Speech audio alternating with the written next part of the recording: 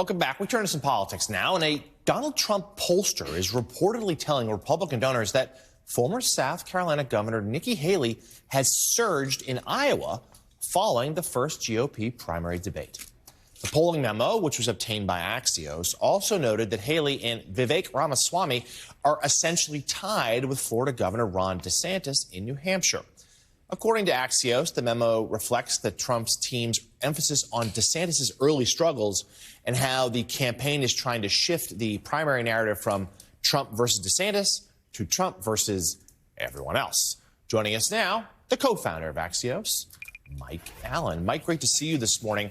Morning, so let's talk a little bit about the memo and the reasons behind it. I think we can agree that some of this motivation is Trump team trying to put DeSantis in his place. But I think Nikki Haley did impress a lot of people that night.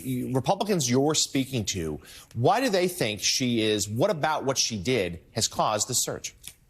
Yeah, Jonathan, I think that's a very smart point, that there is a lot of Nikki Haley reality that's behind this memo. I'm hearing it from both coasts and both parties.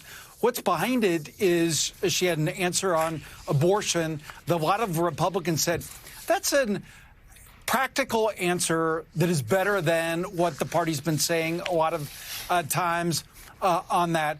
And so I'm hearing that there's a lot of Republican donors who are offering to hold events for her. And when you're in a candidate in a crowded field this far out, there's no call you'd rather get than someone from a donor, someone with a lot of money and or a lot of friends. And funnily enough, a lot of people with a lot of money have a lot of friends who want to do an event from you.